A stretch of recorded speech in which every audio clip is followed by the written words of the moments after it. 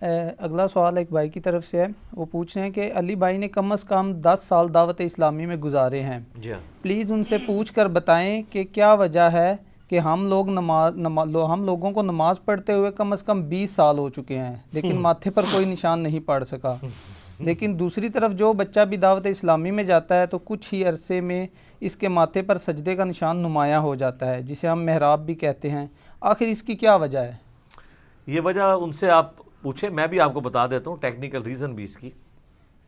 پہلے تو اس مت کو کلیئر کریں کہ ہمارے جو سب کانٹیننٹ کے معاشرے میں ماتھے پہ سجدے کے نشان کو کوئی سمجھتے ہیں کہ کسی کے جنتی ہونے کی نشانی ہے، تو یہ بالکل غلط ہے، اور یہ خود بھی مانیں گے غلط ہے۔ کسی بریلوی سے پوچھیں کہ تبلیغی جماعت والے کو جو محراب ڈلتا ہے، کہتے ہیں محراب کیا پورا منہ بھی کالا کر لے کو فرق نہیں پڑتا، ٹھیک ہے۔ اور تبلیغی جماعت والوں سے پوچھیں کہ یہ جو بریلویوں کو محراب ڈلتے ہیں، وہ کہیں گے اس چیز کا ثبوت تو نہیں ہے کہ ان کے عقیدے ٹھیک ہیں، تو لہٰذا کنسنسس ہے کہ محراب کوئی علامت نہیں ہے۔ ہاں یہ کہنا چاہیے محراب جب اپنے فرقے کے، اپنے بزرگوں کے، اپنے مولویوں کے ماننے والوں کو پڑھے تو جنت کی علامت ہے، دوسرے کو جتنا مرضی بڑا پڑ جائے وہ کہیں گے کہ یہ شکل کے اوپر لعنت پڑی ہوئی ہے، پھٹکار ہے، کالا ہو گیا تو چہرہ مت ہی۔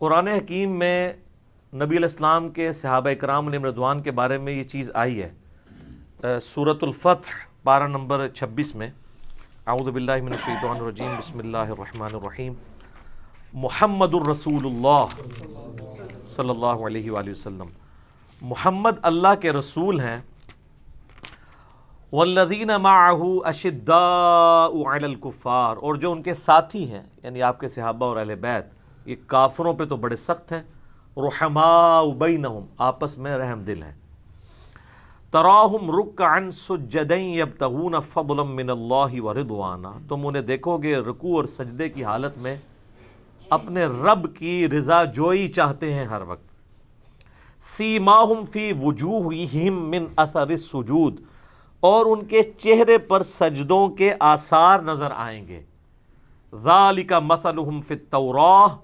ومثلہم فی الانجیل، اور ان کی یہ صفت تورات اور انجیل کے اندر بھی اللہ نے بیان کی تھی نبی علیہ السلام کے جانثار صحابہ کی علیہم رضوان علیہم السلام اجمعین۔ تو اس سے اپلی لیتے ہیں کہ جی ماتھے پر آثار، تو یہ اس آثار سے وہ کہتے ہیں کہ آثار سے مراد ہے کہ فزیکلی نشان، یہ بھی مراد ہو سکتا ہے، اور چہرے پہ آثار، جب ہم کہتے ہیں کہ اس کے چہرے پہ پریشانی کے آثار نظر آ رہے ہیں تو کیا کوئی فزیکلی کوئی اس میں کوئی تل نکل آتا ہے؟ نہیں، چہرہ لٹکا ہوا ہوتا ہے۔ خوشی کے آثار، جیسے صحابہ کرام کہتے تھے، بخاری مسلم میں حدیث ہے کہ نبی علیہ السلام خوشی میں آپ کا چہرہ جو ہے وہ سورج کی طرح، اور کوئی کہتا ہے تانبے کی طرح، کوئی کہتا ہے تلوار کی طرح چمکتا تھا، ایک ریزیمبلنس کے لیے۔ تو یعنی ان کے اوپر تقوی پرہیزگاری کا اثر نظر آتا ہے کہ ان کے ماتھے اللہ کے سامنے جھکنے والے ہیں، چاہے وہ نشان نظر آئے یا نہ آئے، اور ہر بندے کی جلد الگ ہوتی ہے، بعض لوگوں کی جلد کے اوپر جلدی نشان پڑ جاتا ہے، بعض کے نہیں پڑتا۔ اس نشان کو تو چھوڑ دیں، جو ہم تشہد میں بیٹھتے ہیں تو بائیں پاؤں کے اوپر جو نشان پڑتا ہے وہ تو بہت جلدی پڑ جاتا ہے، اس کی وجہ کیا ہے؟ کیونکہ وہ حصہ زمین کے ساتھ زیادہ دیر لگ کے رہتا ہے ایز کمپیئر ٹو سجدے کے۔ سجدے آپ 10 سال کرتے رہیں اور پاؤں جو ہے 6 مہینے کے لیے بھی لگائیں نا، نشان پڑ جائے گا، کیونکہ وہ 6 مہینے میں سجدہ تو چھوٹا ہوتا ہے نا، تشہد تو بڑا لمبا ہوتا ہے، وہ زیادہ دیر کے لیے وہ ٹچ رہتا ہے، اور پھر صرف تشہد نہیں، 2 سجدوں کے درمیان جو بیٹھتے ہیں آپ، تو اس کا ٹائم پیریڈ، یہ ٹیکنیکل گفتگو ہے سر، پڑھی لکھی سائنٹیفک گفتگو، جو چیز زیادہ دیر ٹچ کرے گی اس کا نشان جلدی پڑے گا۔ تو یہ جو چھوٹے چھوٹے بچوں کو نشانات پڑے ہیں نا، اس کی وجہ یہ ہے کہ دعوت اسلامی کے اندر یہ ٹرینڈ ہے کہ ہمیں زمین پہ نماز پڑھنی چاہیے، یہ افضل ہے، بات ٹھیک ہے، مٹی پہ پڑھنا افضل ہے، میرے اس کے اوپر کلپ بھی ریکارڈڈ ہے۔ آپ دیکھیں گے کہ اہل تشیع کو بھی محراب جلدی پڑھتے ہیں، کیونکہ وہ مٹی کے اوپر سجدہ کرتے ہیں، وہ ٹکی رکھ لیں یا چٹائی جس طرح بھی۔ تو پرانے زمانے میں جو کھجور کی چھال کی چٹائیاں ہوتی تھیں نا، ان پہ جو لوگ نماز پڑھتے تھے نا، تو 1.5-2 سال کے اندر ان محراب ڈال جاتا تھا۔ آج کل آگے قالینوں پہ نماز پڑھنے سے جلدی محراب نہیں پڑتا۔ تو اب آپ پوچھ رہے ہوں گے کہ دعوت اسلامی کی مسجدوں میں بھی تو قالین ہوں گے، ان کو محراب کیوں پڑ جاتے ہیں؟ تو ان کے جو بڑا مرکز ہے نا کراچی میں، ادھر کوئی قالین نہیں ہے، ڈائریکٹ ماربل کے اوپر نماز پڑھتے ہیں۔ اور اگر سردیوں میں کبھی قالین بچھانا بھی پڑے صفیں، تو وہ فرض تو قالین پہ پڑھتے ہیں، سنتیں جا کے زمین پہ ادا کرتے ہیں۔ میری بھی اپنی عادت ہے کہ مسجد میں میری کوشش ہوتی ہے کہ میں سنتیں زمین کے اوپر ایٹ لیسٹ سجدہ ضرور زمین پہ کروں، یہ سنت ہے۔ بخاری مسلم میں موجود ہے نا کہ وہ جو ایک شب قدر آئی تھی 21ویں رات، نبی علیہ السلام نے نماز پڑھی تو صحابہ کہتے ہیں آپ نے جب سلام پھیرا تو ہم نے ماتھے پہ کیچڑ کا نشان دیکھا، تو ڈائریکٹ آپ مٹی پہ سجدہ کر رہے تھے نا، تبھی وہ مٹی کا نشان تھا۔ تو یہ شیعہ کی بات درست ہے کہ مٹی پہ سجدہ کرنا سنت اور افضل ہے، لیکن یہ غلوب ہے کہ اگر آپ قالین پہ کریں گے تو سجدہ نہیں ہوگا، یہ غلوب ہے۔ ماربل پہ، زمین کی جنس کی کسی بھی چیز کے اوپر آپ سجدہ کرتے ہیں وہ سنت کے زیادہ قریب ہے، یہ بات ٹھیک ہے۔ اب چونکہ وہ بچے پڑھتے ہیں زمین پہ نماز، دوسرا فقہ حنفی میں ایک بنیادی چیز ہے جو کسی حد تک درست ہے، کیونکہ بخاری مسلم میں حدیث ہے میرے رب نے مجھے حکم دیا کہ میں 7 اعضاء کے اوپر سجدہ کروں، اور پھر نبی علیہ السلام نے کہا وہ 7 اعضاء کیا ہیں؟ 2 ہاتھ، 2 گھٹنے، 2 پاؤں اور ماتھا، اور جب ماتھے کا نام لیا تو آپ نے اشارہ ناک کی طرف کیا۔ یہ جو ماتھا اور ناک یہ ایک ہڈی کنسیڈر ہوتے ہیں، تو یہ فقہ حنفی میں بنیادی مسئلہ لکھا ہوا ہے بار شریعت کے اندر، اس کے اوپر ذرا وہ ایمفسائز کرواتے ہیں کہ چونکہ 7 اعضاء پہ سجدہ کرنا ہے لہٰذا ماتھے کی ہڈی اور یہ ناک کی ہڈی زمین پر جمنی چاہیے، چاہے قالین کے اوپر آپ پڑھ رہے ہیں چاہے نیکڈ زمین کے اوپر۔ اگر نہیں جمے گی تو سجدہ نہیں ہوگا، یہ بالکل ٹھیک ہے۔ بعض لوگ تو میں نے دیکھا وہ ناک لگاتے ہی نہیں زمین پہ، ڈائریکٹ ہی ماتھے ہی لگا دیتے ہیں، سجدہ تو ہو جائے گا لیکن یہ خلاف سنت ہے، ناک کی ہڈی بھی لگنی چاہیے۔ تو وہ اس میں چونکہ غلوب کرتے ہیں اور وہ کہتے ہیں ناک کی ہڈی لگنا ضروری ہے ادروائز سجدہ نہیں ہوگا۔ اب وہ ناک کی ہڈی لگانے کے لیے جس کا ناک تھوڑا سا بھی باہر نکلا ہے، چونکہ ناک تھوڑا، وہ زور لگاتے ہیں، جب وہ زور لگاتے ہیں نا تو ماتھے پہ زیادہ زور لگتا ہے، تو اسے محراب پڑ جاتا ہے۔ اس لیے آپ کو چھوٹے چھوٹے بچوں کو محراب نظر آئیں گے، یہ اس کی ٹیکنیکل ریزن ہے، اور کوئی نہیں ہے کہ کوئی وہاں جانے سے کوئی سوئچ آن ہو جاتا ہے، ایسا نہیں ہوتا۔ ورنہ اگر آپ ایک شیعہ نمازی کو دیکھیں ایز کمپیئر ٹو ایک سنی نمازی کے، تو شیعہ کو محراب جلدی پڑ جاتا ہے کیونکہ مٹی کے اوپر سجدہ کر رہے ہوتے ہیں۔ مٹی کے اوپر، کھجور کی چھال کے اوپر، کسی بھی سخت چیز کے اوپر اگر آپ سجدہ کریں گے تو جلدی نشان پڑیں گے، نرم چیز پہ کریں گے تو نہیں پڑیں گے۔ پرانی ہماری جو بڑی بوڑھیاں تھیں انہوں نے وہ لکڑی کے نا وہ مسلے رکھے ہوتے تھے جو زمین سے 1 یا 1.5 فٹ ایلیویٹڈ ہوتے تھے، ان کو جائے نماز کہتے تھے، اور وہ بڑی صحیح چیز ہے کیونکہ نبی علیہ السلام نے یہ حکم دیا ہے، بخاری مسلم میں حدیث ہے کہ گھر میں مسجد بیت ہونی چاہیے۔ مسجد بیت کا یہ فائدہ ہوتا ہے کہ جب چھوٹے بچے جو ہیں اگر ان کو آپ وہاں جانے سے روکیں گے تاکہ وہ جگہ پاک رہے، تو مسجد بیت بنانے کا طریقہ یہ ہے کہ لکڑی کا ایک جائے نماز ہو جو زمین سے اٹھا ہوا ہو، کل کو اس پہ کوئی چڑھتا بھی ہے تو آپ دھو لیں، وہ لادہ سے آپ کو پتا ہو کہ یہ تو میں نے پاک رکھا ہے۔ باقی عام زمین کو پاک رکھنا تو بڑا مشکل ہے، آپ وثوق سے چھوٹے بچوں والے یہ بھی نہیں کہہ سکتے کہ میرا فلاں قالین بھی پاک ہے، الا یہ کہ اس کمرے میں بچے جاتے نہ ہوں، بچوں کا پتہ ہے جس وقت جدھر مرضی داخل ہو جائیں۔ تو مسجد بیت کا جو کنسیپٹ ہے نا، اس میں اگر آپ دیکھا جائے تو وہ لکڑی کی جائے نماز رکھی جاتی تھی نا، تو اس کے اوپر جو لوگ سجدہ کرتے تھے تو لکڑی کا اثر جلدی پڑتا ہے۔ شیعہ کے نزدیک لکڑی پہ بھی نماز ہو جاتی ہے کیونکہ وہ زمین کی جنس سے ہے، تو آج کل وہ اگر مٹی کی ٹکی نہ ہو تو انہوں نے وہ لکڑی کی ٹکیاں بھی رکھی ہوئی ہوتی ہیں۔ میں خود بھی پریفر کرتا ہوں کہ میں ٹکی تو استعمال کرنے کے حق میں نہیں ہوں، کیونکہ میں سمجھتا ہوں کہ یہ دین کے اندر غلوف ہے۔ اس کی بجائے اگر کسی کو زیادہ شوق ہے تو وہ ایٹ لیسٹ سجدہ گاہ والی جگہ پہ قالین کے اوپر ایک کھجور کی چھال کی چھوٹی چٹائی جو ہے وہ 4 انچ کی یا 5 انچ کی بنوا لے، ٹھیک ہے، یا ماربل کے اوپر ڈائریکٹ نماز پڑھ لے، جس طرح حرم کے اندر ہوتا ہے کہ آپ وہاں دیکھیں گے شیعہ کو کہ جیسے ہی اقامت ہوتی ہے نماز کی تو وہ ماربل والی جگہ پہ جا کے کھڑے ہو جاتے ہیں، کیونکہ ظاہر ہے وہ قالین تو اٹھوا نہیں سکتے، تو وہ پھر ویسے تو حرم مکہ کے اندر تو گرمیوں کے اندر قالین بھی نہیں ہوتے ہیں، ڈائریکٹ ماربل پہ ہی لوگ نماز پڑھتے ہیں، صرف جب ٹھنڈ ہوتی ہے اس وقت وہ قالین بچھاتے ہیں کیونکہ ظاہر زمین زیادہ ٹھنڈی ہوتی ہے، وہ ماربل بھی ٹھنڈا ہوتا ہے۔ تو ٹکی وغیرہ میں نے ادھر ان کو استعمال کرتے ہوئے نہیں دیکھی، شاید وہ شرطیں ان کو منع بھی کرتے ہوں اس لیے، تو اس کا انہوں نے سلوشن نکالا ہوا ہے۔ تو ماربل والی جگہ آپ کو بہت زیادہ مل جائے گی حرم کے اندر، حرم مکہ میں بھی، حرم مدینہ کے اندر بھی۔ تو یہ محراب پڑھنے کے پیچھے لاجک یہ ہوتی ہے۔ آپ بھی سر شوق ہے نا محراب ڈالنے کا، تو آپ بھی ذرا کھجور کی ایک چٹائی خرید لیں، ٹھیک ہے، اور آپ جو سنتیں ہیں نا وہ آپ گھر آ کے ادا کرنا شروع کریں۔ 1 سال بعد محراب نہ پڑے آپ مجھے پکڑ لیجیے گا، سال سے پہلے ہی پڑ جائے گا، لیکن اس محراب کی وجہ سے کوئی ایسا معاملہ نہیں ہونا کہ آپ کے کوئی جنت دوزخ کا فیصلہ ہونا ہے. یہ بات ٹھیک ہے کہ بخاری مسلم میں حدیث ہے, نبی علیہ السلام نے فرمایا کہ میں اپنے امتیوں کو قیامت والے دن پہچان لوں گا. تو صحابہ نے کہا یا رسول اللہ آپ کیسے پہچانیں گے؟ آپ نے فرمایا کہ اگر بہت زیادہ گھوڑے ہوں اور ان میں ایسے گھوڑے ہوں جو چتکبرے ہوں, جن کے کلرز وائٹ اور بلیک مکس ہوں, تو وہ ممتاز ہو کے نظر نہیں آ جائیں گے؟ تو صحابہ نے کہا نظر آئیں گے. تو فرمایا کہ میں اپنے امتیوں کو اعضائے وضو کے چمکنے کی وجہ سے پہچان لوں گا, یعنی جن کے اعضائے وضو چمک رہے ہوں گے وہ میرے امتی ہوں گے. شکر ہے آپ نے اعضائے وضو کہا ہے, اعضائے سجدہ نہیں کہا. تو یعنی وضو جو بندہ کر رہا ہے نا, قیامت والے دن اس کا ماتھا کا پورا چہرہ ہی چمک رہا ہوگا.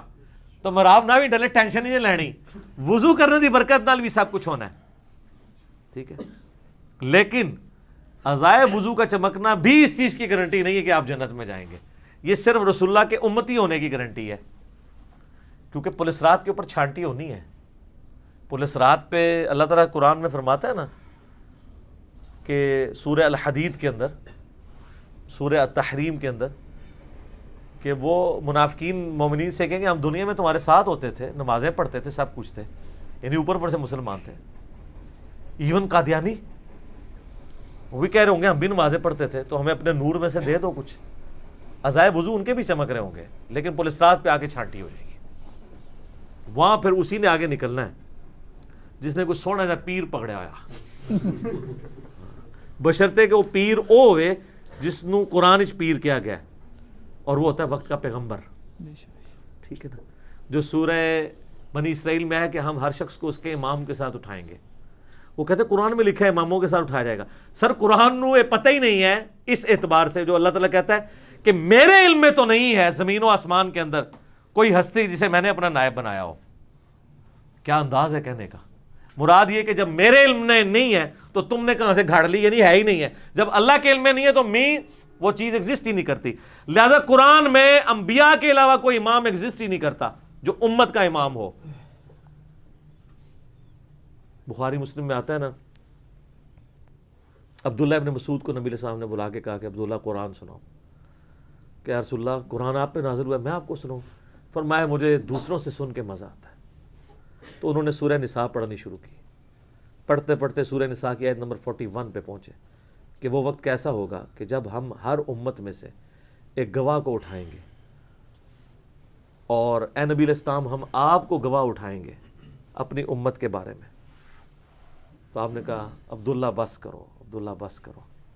تو کہتے ہیں میں نے نبی علیہ السلام کی طرف دیکھا تو آپ کی مبارک آنکھوں سے آنسو جاری تھے کہ مجھے قیامت والے دن اپنی امت کے خلاف گواہی دینی پڑے گی.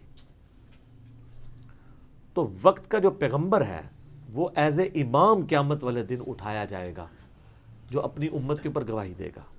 اور وہ لوگ بھی جو انبیاء کے بہاف پہ نبیوں کی دعوت ان کی امت تک پہنچاتے ہیں, شہادت علی الناس کرتے ہیں, ان کو بھی اٹھایا جائے گا. بابوں کی دعوت نہیں بلکہ نبی کی دعوت. امام بخاری, امام مسلم یہ بھی شہادت علی الناس کرنے والے امام ہوں گے. لیکن یہ ان اماموں کا یہ مطلب نہیں ہوگا کہ یہ لوگ کہیں گے جو ہمارے پیچھے چلا تھا تو وہ ہم جنت کی گارنٹی دیتے. نہیں سر, وہ جس محمد دا لوکی کلمہ پڑھ دے وہ محمد اور, ٹھیک ہے, تو اڈا امام اور تے قرآن دا امام اور. قرآن کا امام وقت کا پیغمبر ہوتا ہے, ٹھیک ہے, اور ہمارے امام ہیں امام اعظم محمد رسول اللہ صلی اللہ علیہ وآلہ وسلم. باقی جتنے لوگوں کو ہم امام کہتے ہیں وہ والا امام نہیں ہوتا. وہ امام ہوتا ہے لیڈر, کسی فیلڈ کا ایکسپرٹ. جیسے حدیث کی فیلڈ کا ایکسپرٹ امام بخاری, فقہ کے ایکسپرٹ امام ابو حنیفہ, امام شافعی, مالک, احمد بن حنبل, ٹھیک ہے جی, اور جابر حکمران کے سامنے کلمہ حق بلند کرنے کے امام امام حسین علیہ السلام, ٹھیک ہے. کہتے ہیں وہ جی امام حسین نو امام نہ کیا کرو, بو آندی ہے شیعہ دے عقیدے دی. تو جدو ابن تیمیہ نو امام کہندے ادو تہاڈی بو مر جاندی ہے. امام ابن تیمیہ کہندے نا کہ اتھے کے کہندے نے مولوی یا علامہ ابن تیمیہ, امام ابن تیمیہ کہندے وہاں نہیں بو آتی. کالا امام ابن تیمیہ, ہاں بار بار سانو اتھے آندی جی تھوڑی جی, ایتھے سانو نہیں آندی. سانو کلیئر ہے کہ ساڈا امام وہ ہے, کیونکہ وجہ یہ ہے کہ انشاءاللہ ہم نے جانا ہے جنت میں انشاءاللہ, اور جنت میں ہم نوجوانوں کے سردار یزید ابن معاویہ ہوگا یا حسین ابن علی، حسین ابن علی اور حسن ابن علی علیہم السلام. تو سر ہم تو ان کو اپنا امام مانتے ہیں، کیونکہ جنت میں تو ہمارا امام انہوں نے ہی ہونا ہے، تو ہم نے دنیا میں ان کو امام مان لیا. آپ بھی مرنے سے پہلے نا، مرنے سے پہلے اے مسلمان کر لے اس پہ غور. کتابوں کا خدا اور ہے، بابوں کا خدا اور. کتابوں کا امام اور ہے، بابوں کا امام اور. ہر چیز میں آپ دیکھیں گے نا شاید کچھ اور ہی نکل آئے گی بچوں، ہر شاید تو غلط دسی ہے. ٹھیک ہے، یہ پوچھو انہوں نے، کہتے ہیں علماء سے پوچھ کے چلیں. میں بھی یہ کہتا ہوں کہ علماء کو پوچھو، پوچھ کے نہیں، پوچھو انہوں نے کہ سانو شاید دسی جے. نہ دعائے قنوت صحیح دسی تسی، نہ نماز دا طریقہ صحیح دسیا تسی، نہ قرآن دی توحید صحیح دسی. ٹھیک ہے جی، نہ ختم نبوت صحیح سمجھائی، سب کہانیاں کرائیاں. ٹھیک ہے، اسی تو وہ لوگ کہتے ہیں جناب وہ دیکھو پیو چنگا بھلا سی، ختم دعاندا سی. ہاں جی، تے پتر گمراہ ہو گئے نے. پتر نہیں گمراہ ہوئے سر، اے وہی پتر نے جڑے نبی علیہ السلام نے مبارک زمانے چ وہ کہندے سن کہ جناب ابو حذیفہ وہ مسلمان ہو گیا ہے، پیو دا کافر ہی سی. سر تو ہم آپ کے آباء و اجداد کو کافر نہیں کرتے، لیکن ہم یہ ضرور کہتے ہیں کہ وہ اس دین پہ نہیں تھے جو دین اللہ نے کتابوں میں دیا ہے. تو بس نارمل انداز میں جھوم کے بس کہتے ہیں کہ مرنے سے پہلے ہے مسلمان کر لے اس پہ غور. کتابوں کا خدا اور ہے، بابوں کا خدا اور جب تو غور کرے گا پھر کیا ہوگا؟ تے اندر سے آواز آئے گی، نہ میں وابی نہ میں بابی، میں ہوں مسلم علمی کتابی. ٹھیک ہو گیا جی، جزاک اللہ.